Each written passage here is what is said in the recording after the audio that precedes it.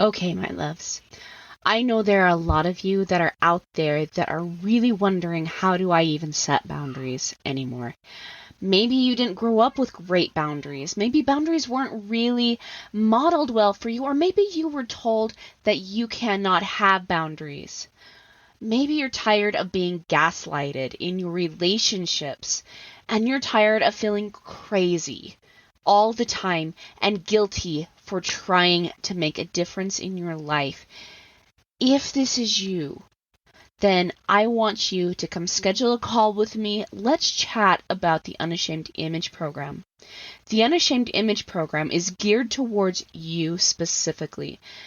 I am going to be helping you in our next upcoming session of the Unashamed Image. I am personally going to train you how to not feel crazy when someone is gaslighting you, how to be able to stand your ground, to keep your boundaries intact, and to also see through the bull crap. I am also going to be teaching you how to set really confident boundaries that you can really rely on. And I'm going to help you communicate them in a way that really makes sense. Basically, I'm going to help you live a life free of shame and on your terms. If you are ready and you are done feeling all the shame and guilt for trying to set boundaries, if you are not willing to live another moment the way you are right now and in somebody else's shadow, then this is the time to schedule that call with me. It's completely free, no pressure, just love, just support. Go to www.erinandersonthetraumacoach.com. Scroll down the page to where it says, Let's Chat About Working Together. Click on that button and it'll take you to my booking page. If you're ready to live the unashamed life, schedule that call. Let's get you in the Unashamed Image Program, my loves. From my heart to your heart. Bye. Hey everybody, welcome back to another episode of The Other Side of the Struggle, Healing from Betrayal Trauma with Erin Anderson. And last week, just diving straight in, we talked about justice and how justice is not ours because the law has been fulfilled. The law of Moses is all about justice, an eye for an eye, a tooth for a tooth. And when Christ said, what if the law could be fulfilled? He is basically saying that what if justice and mercy can be met at the same time?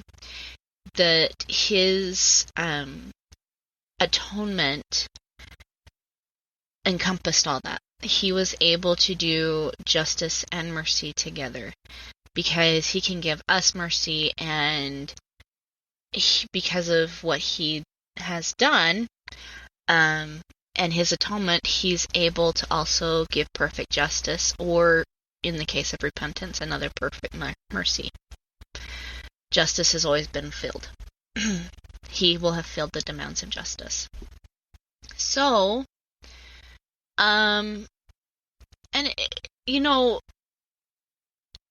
one quick little story here, and then we'll dive into the topic of safety, because I promised I would do that today. But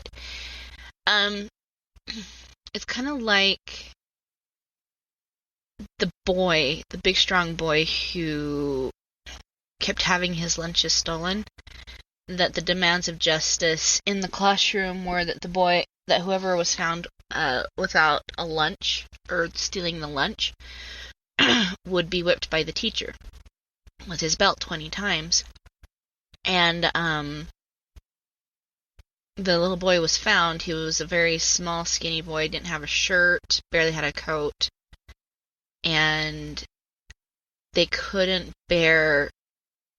classroom couldn't bear seeing him whipped because they knew he didn't have food, he didn't have clothing, he was hungry. And so instead of seeing him whipped, the big strong boy, the one that could handle it, took the whippings. And that's kind of what Christ did for us. So I'm going to let you guys meditate and just kind of marinate on that for a while. To kind of understand that justice is not ours. That we don't have to have justice. It is not, like, we have to have justice, but it is not ours to give. And that we don't have to worry about it. It's already been taken care of. The justice has already been taken care of. That our job instead is to focus not on what someone else can do, but what we can do, and how we can heal, and how we can gain a loving, trusting relationship with our Heavenly Father so our true potentials can be fulfilled. So now that I say that, let me kind of move into the idea of safety, because if you are dealing with betrayal trauma, safety is an issue for you. It definitely is. This is one of the biggest questions I get from women struggling with betrayal trauma is, how do I feel safe again? They think they have to trust him. They think that he has to show this and this and this and this. And it's not. The reason why we feel so unsafe is because we have literally placed our belief in safety, what we think safety is, in the hands of another person or in the hands of abundance. Those things can be, our relationships and our abundance are actually very fluid. They can move constantly. People move away. They betray you. You get unexpected bills that you have to pay. So relationships and abundance are actually a very fluid tier, constantly moving. And so if you're putting your safety in those two tiers, safety is constantly moving and it's not always with you. You need to have your safety in the solid foundations, which are God and yourself. Okay? And if you don't know yourself, and if you don't have a good solid relationship with yourself, in other words, meaning knowing yourself the way God knows you, knowing yourself as a child of God, seeing yourself the way he sees you, as the actual goddess or god that you are, then it's actually a fluid tier as well. The only way you can make a solid tier out of the self tier is anchoring it to the God tier. Okay? So, the reason why people don't feel safe is because, like I said, it's in those two tiers. Those two, the others and the self tier, the others and the abundance tier, are very fluid. And it means that it's there one minute and not the next. And that can make it so we don't know where our next step is. We don't know what our next move is, how to move forward from this. You know, when you are dealing with a spouse who has addiction, it's really hard to know how to move forward with them, especially if you are taking the consequences onto yourself. If you're taking their choices, their actions, and blaming yourself or trying to make them stop, which is actually a form of control, okay? And you're trying to make them stop because you believe that's the only way you're going to heal, well, no, you're not going to have safety. Because you're not going to know what your next move is. You can't take control of someone else's agency. It's not possible. It's not there for you. And I think the reason being is because God knew that we would have far greater success in taking control of ourselves and our life. I think back to scripture time, in the scriptures, both the Book of Mormon and the Bible talk about times of war where God was with them. Okay? And if you're dealing with betrayal trauma, you are literally in a war. It might be a one-person war, it might be a two-person war, but it's still a war. But those that tried to fight it on their own strength never had God with them to help fight their battles for them. I don't know about you, but if I'm in a legitimate war, I need God's miracles. I need His power to be with me. So that means that I need to throw out the fear. Hold on. I am sorry, guys. Something about this podcast makes me sneeze. I promise I'm not allergic to you. Anyway, my goodness, I had to sneeze. Okay. So, but yeah. Now that you heard me sneeze, consider that for a second. Those that won wars had God on their side. And they had God on their side because they weren't worried about controlling the other people and forcing them to do what they wanted. No. Usually what happened was it was the other people, like the other side, trying to bring the Israelites or the Nephites into bondage. To make them their subject, to make them do what they wanted them to do.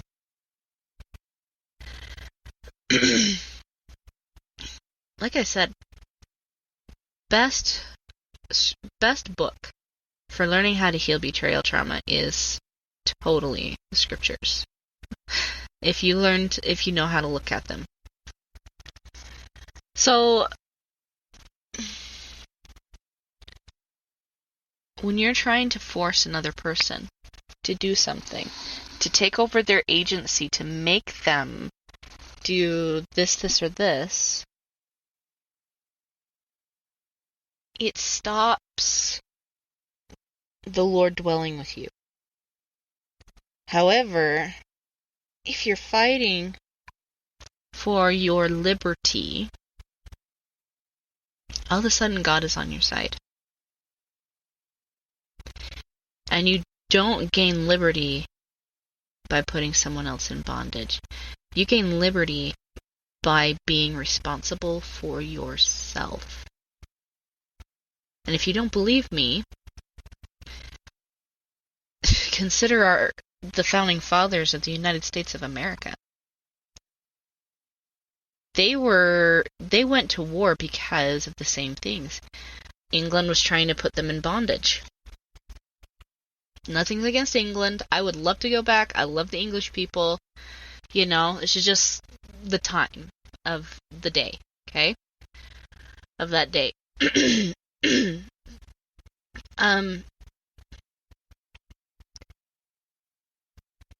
They just wanted to be responsible for themselves. To make decisions for themselves, to be free. And because of that, the war, an impossible war, I mean, really by all accounts, England should have won that war, but they didn't. And it's because nothing is impossible with God. I'm going to say that again, nothing is impossible with God. Okay? Alright. So for you, freedom, peace, prosperity, all of those things, you get those when you have this trust that God is going to pull through for you. That you don't have to worry about the justice of another person. You don't have to worry about what they're going to do and what they're not going to do. You need to be concerned with what you're going to do. And you can't do that if you're constantly trying to fight someone. You need to be able to have tools in place to be able to be safe. Consider again for just a second, okay? If somebody breaks in your house and is holding a gun to your chest, threatening to kill you, do you really want your life and the safety to be in the hands of the cops, who may or may not get there in time?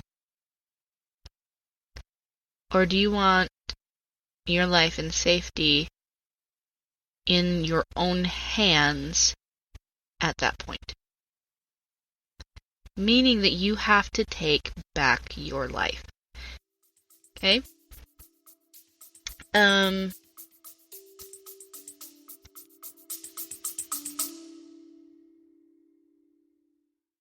So how do you feel about boundaries? It's a legitimate question.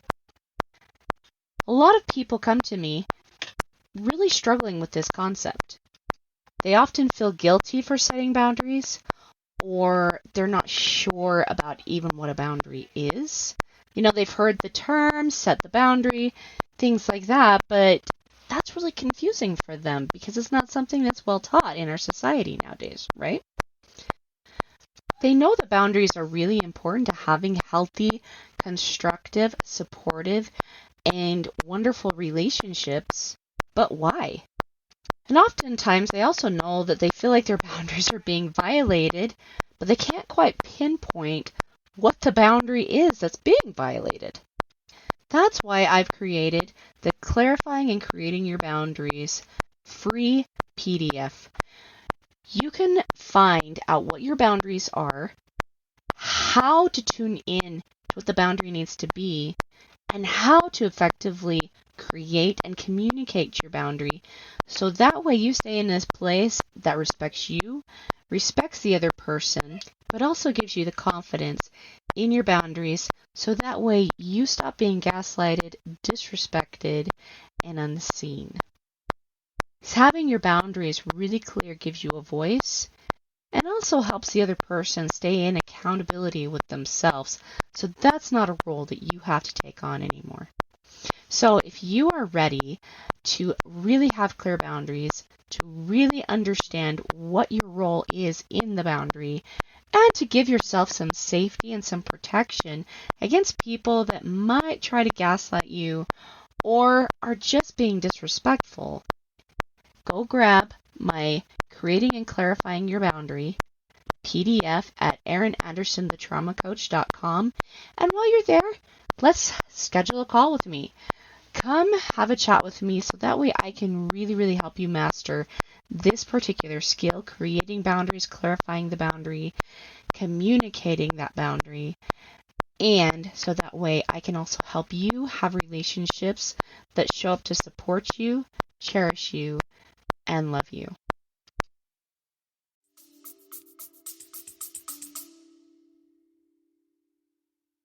These tiers flow depending on, in a dependence upon what we do with God. And by the way, guys, I totally make notes, so if I pause for just a second, that's why. It's just because I'm looking back over my notes because there's some points that I want to bring out to you. But the others in abundance tier, they don't flow. Like if you remember back to the first or second episode when I was talking about the relational tiers, when you've got God is your top tier, your relationship with self, relationship with others, relationship with abundance, and how the God tier flows into the self tier flows into the others tier flows into the abundance tier, and the abundance tier pumps water back up into the God tier. If you don't remember that, I definitely recommend you go back and listen, because really this is a foundational piece to your healing, is understanding the way that those 4 tiers work. Okay? But I want you to understand that the abundance tier and the others tier do not flow into the self tier. Okay? What flows into the self tier is the God tier. And the gratitude that we get from the abundance, from the knowledge of how to move forward, that flows back into the God tier here. Okay? Knowing that means that our next step is not going to be with others, and it's not going to be with abundance. Safety is a mindset. It is a mindset, understanding that if you don't have this, then God does. And that sometimes you need to be able to put your next step forward, trusting that God knows where it's going to land. And that He's just going to keep guiding you. But if you're frozen in fear, it is very hard, if not impossible, to move forward. Safety is the ability to get out of the situation when the situation becomes dangerous. Let me say that again. Safety is the ability to get out of a situation when the situation becomes dangerous.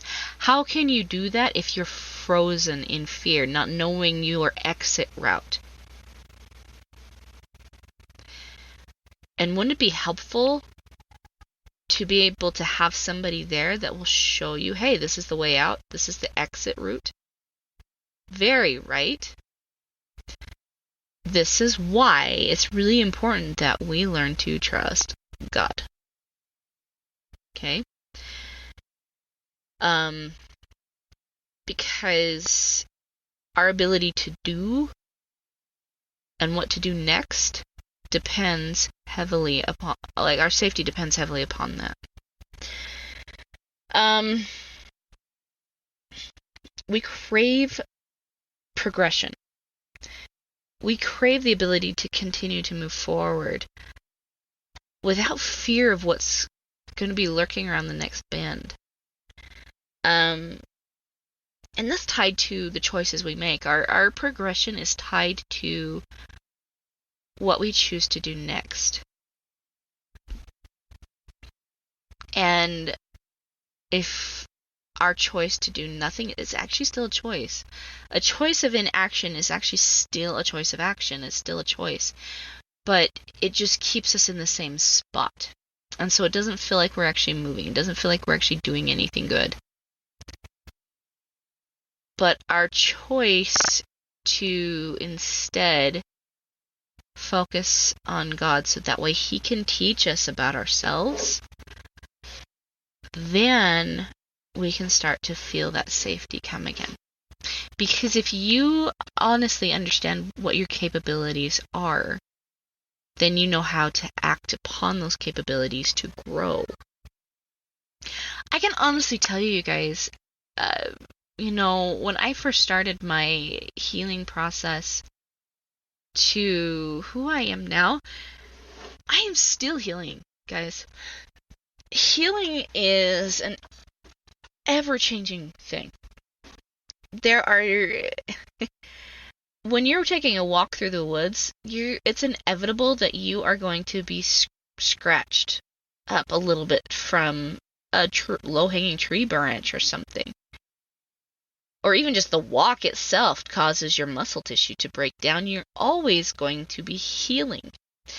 Your life is set up for constant healing.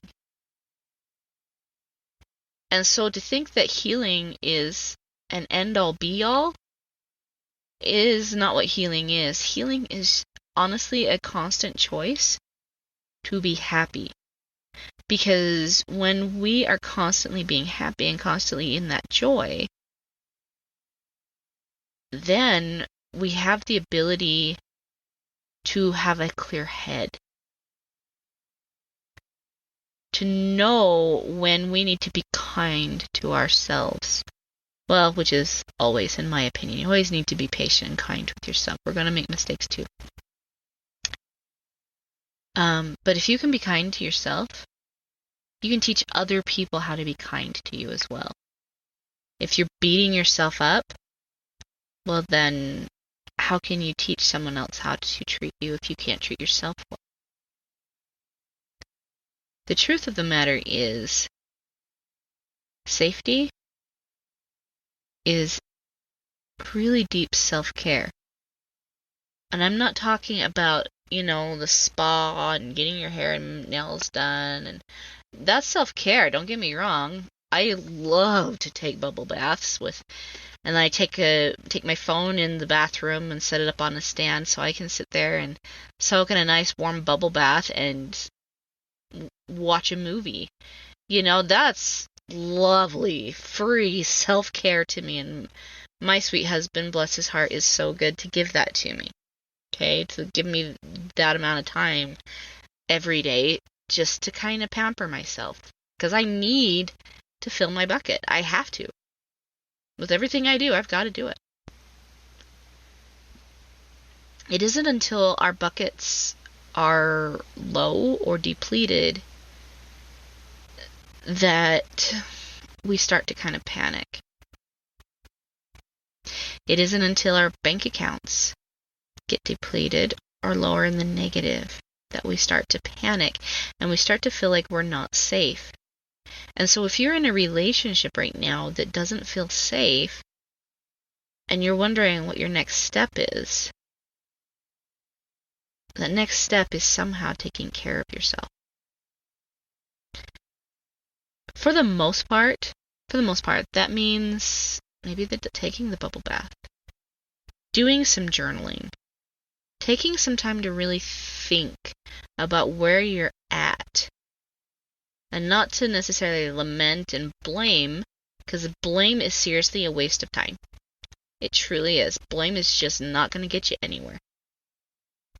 Even blaming yourself, it just doesn't get you anywhere. But really just stepping back and taking a look at your situation, what it is you actually need to learn from it, how it can be used to humble you, to teach you, to bring you wisdom, peace, and joy. Every situation can do it, guys. Every situation. And if you can find that, it'll also give you a step forward. However, if you're in an abusive relationship, I will always and have forever said that your next step is getting out safely. Because if you're in constant fear of your life, you're not going to be able to progress. Okay? Your self-care in that instance is to get out. And to get out safely. And then we definitely need to work through that trauma. Safety, the safety formula is God plus you. Working together to create a beautiful, wonderful life. God plus you. If you can focus on God, now you can focus on healing. Now you can focus on being safe, having joy, knowing that if you fall, you've got somebody there that's going to catch you. And isn't that everything that you've ever wanted? I mean, if you're sitting here, the safety thing has been something that has really spoke to you. Well then, there's a reason for that. God plus you, that equals safety. God will fight your battles with and for you, oftentimes. He is the one that stops the hand of destruction. He is in control of everything. The only thing he has given you control over is your own agency. And even when you give him your will, he still doesn't have complete control over it. That's when he works with you. Not to you, not against you, with you. So that way you too can learn how to create a life your own, full of peace. And if peace and safety are one and the same, it also would make sense then to turn to the Prince of Peace, who has enough of that to give to you. Okay?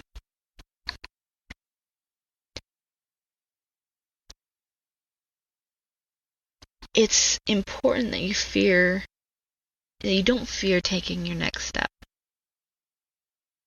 I want you to really, really think about how to show yourself that you care now. That you care enough to leave what someone else might do to you behind. Forgive, meaning really accept Christ's atonement. Understand that He's got the justice. That you don't need to worry about it. Because that's taking time and focus and energy away from your next step. So if we clear that out, if we start moving forward, you will literally walk yourself into safety. And if you have the belief that God has your back, then fear no longer inhabits your mind. Fear and faith cannot exist together. One of my favorite things to tell people is faith and fear cannot exist in the same hemisphere. So if you're full of fear, you have no faith. And if you're full of fear, you also have no way forward. If you're full of faith, then you move forward. If you're full of faith, you have a way to safety. All right, my loves. That was a great podcast, I think, talking about safety. Realizing that safety is not in the hands of what someone else chooses to do. It is not in the hands of your quote-unquote enemies. That's not where safety lies. It is in your ally, your one true ally who will never betray you. Okay? Okay. Next week. Trying to think what we might bring up for next week. I mean, this is really good, juicy topics.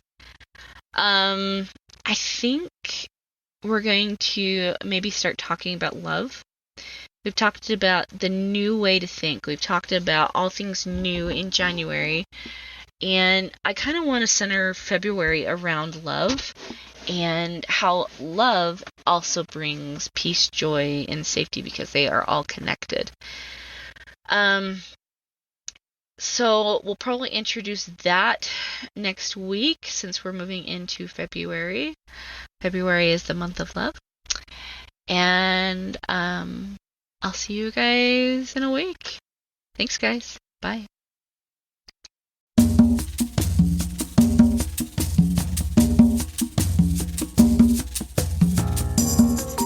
Hey guys, thanks so much for hanging out with me today and listening in on this podcasting episode. Don't forget to tune in next week. It's gonna be awesome.